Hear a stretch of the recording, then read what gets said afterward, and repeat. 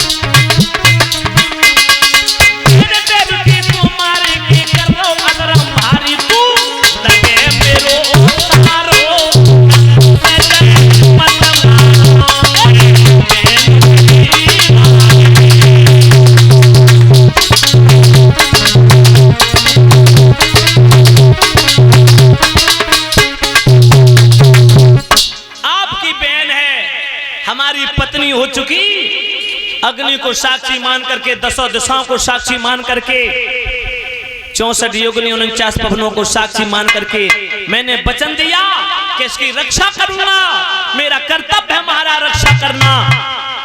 लेकिन आप इतने बड़े परमवीर होकर के, परम शक्तिशाली होकर के, तुम्हारी बराबरी करने वाला त्रिलोक में कोई नहीं है, और फिर भी तुम अपनी बहन के खून से हाथ रख के, अपनी बहन के खून से हाथ रंग के ये पाप अपने सर पे रखना चाहते हो। समाज क्या कहेगा? वीरता को कलंकित कर रहे। मैं वचन दे रहा हूं, देवकी के गर्भ से जो भी बालक पैदा होगा मैं हर एक पुत्र को ला करके तुम्हें सौंप दूंगा, ऐसे नहीं मानूंगा। खाओ गोधन की सौगंध। कंस की बात सुन के वसुदेव बोले गोधन की सौगंध। उठाओ यमुना मैया की सौगंध, बोले यमुना मैया की सौगंध। उठाओ गंगा मैया की सौगंध, बोले गंगा मैया की सौगंध। जो देवकी के गर्भ से बालक पैदा होगा हर एक बच्चे को ला करके सौंप दूंगा, सौंप दूंगा, सौंप दूंगा।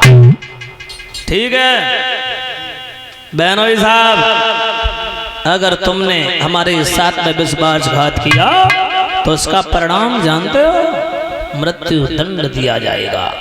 बोले महाराज कैसी बातें कर रहे, मैं वचन दे रहा हूँ। माताओं बहनों, देवकी को प्राणों की रक्षा कर ली। महाराज वसुदेव ने बोली गोविंद भगवान की। और विद्वान और बुद्धिमान व्यक्ति को मृत्यु टालने का प्रयत्न करना चाहिए।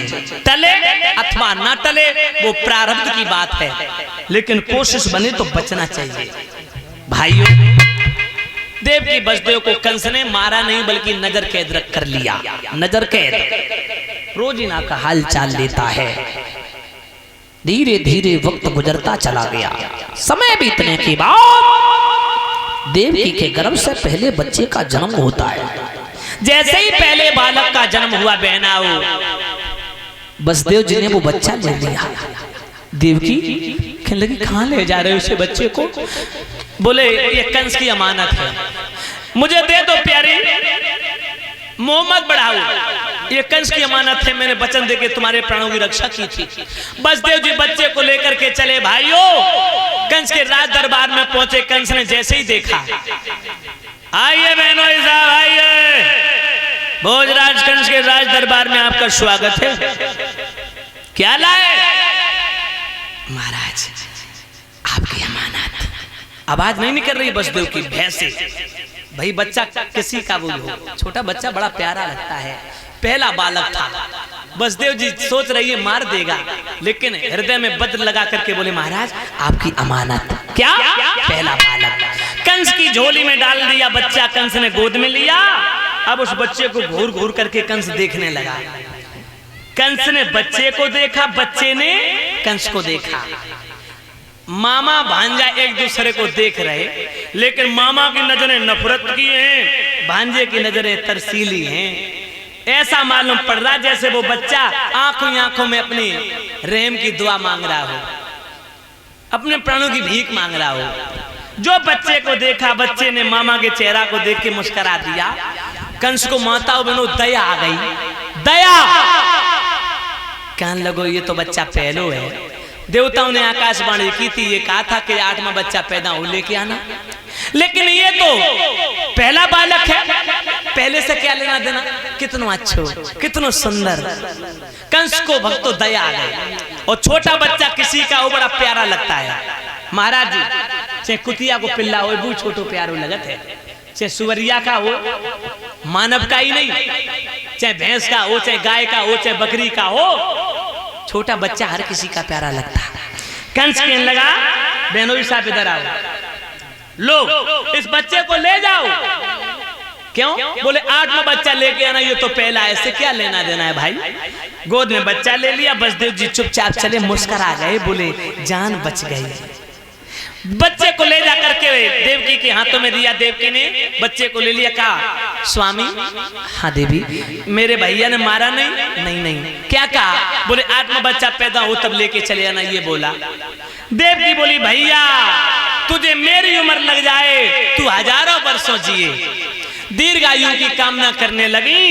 इधर देवताओं ने देखा कि कंस इतना बड़ा पापी और इतनी बड़ी दया। दया धर्म का मूल है, पाप मूल अभिमान। और तुलसी दया न छोड़िए जोले घाट में। यज्ञपति जी देवता सोचने लगे कंस को दया आती रहेगी तो भगवान के अवतार में विलंब होगा, तब तक संत महात्माओं की लय से कारागृह में सड़ जाएंगी, गल जाएंगी। उसी समय नारद को भेजा, कहा जल्दी जाओ कंस की बुद्धि बदलो। नारद वहां से भागे, माताओं पहुंचे हैं कंस के राज दरबार में। कंस ने आदर स्वागत सत्कार किया और बैठाला है बड़े प्रेम पूर्वक। कहा महाराज आइए। ब्रह्मपुत्र देवर्षि नाथ के चरणों में कंस ने प्रणाम किया। बाबा नारद बैठ गए। नारद जी कहने लगे कंस चित्त प्रसन्न है? ठीक है, जैसे कुछ है। आप अपने बताओ आप कैसे हो? बोले मैं भी ठीक हूँ। नारद कहने लगे कंस मैंने सुना तुमने बहन की शादी कर ली। बोले बहन की शादी तो कर ली, लेकिन बहन मेरे लिए काल बन गई। क्यों? बोले जब मैं विदाई के लिए ले जा रहा था तो रास्ते में आकाशवाणी देवताओं ने की थी आकाश मार्ग से कि देवकी के गर्भ से जो 8वां बच्चा पैदा होगा कंस तुम्हारा काल बनेगा। फिर बोले मैं देवकी को मारने के लिए तैयार हुआ, लेकिन बसदेव ने वचन दे करके देवकी के प्राणों की रक्षा कर ली। ये का जो बालक पैदा होगा मैं हर एक बच्चे को लाके तुम्हें सौंपता रहूंगा। नारद कहने लगे तो कोई बच्चा पैदा हुआ? बोले हाँ महाराज, अगर थोड़ी देर पहले आप आए जाते तो बच्चे को देख भी लेते। अच्छा मार दिया? बोले ना ना ना। क्यों? बोले वो तो पहला बालक था, पहले से क्या लेना देना है। और तुम तो जानते हो बाबा कंस कितना बड़ा दयालु है, बिना बात के किसी को छेड़ता नहीं और बात बन जाए तो छोड़ता नहीं।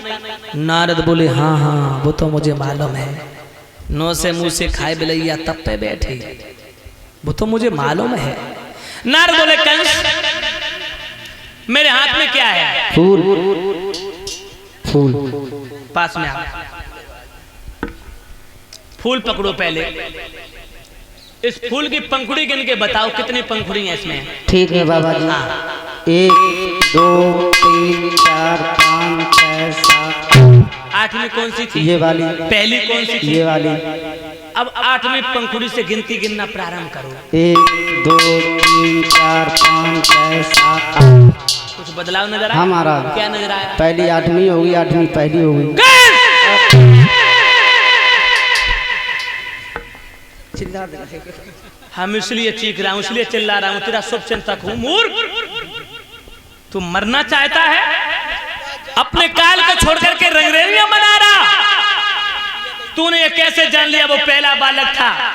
पहला आत्मा हो सकता, आत्मा पहला हो सकता। एक बात बता रही, तू कभी अपनी अटारी पे चढ़ के गो? हाँ हाँ। जब सीढ़ी पे कदम रखता है तो पहला कदम पहली सीढ़ी। हाँ। और ऊपर से जब उतरता है तब कदम रखता है वो सीढ़ी पहली। तो तूने कैसे जान लिया वो बच्चा पहला था? आत्मा पहला हो सकता, पहला आत्मा हो सकता। अच्छा हाँ महाराज क्या करें, मत दे जाएगा।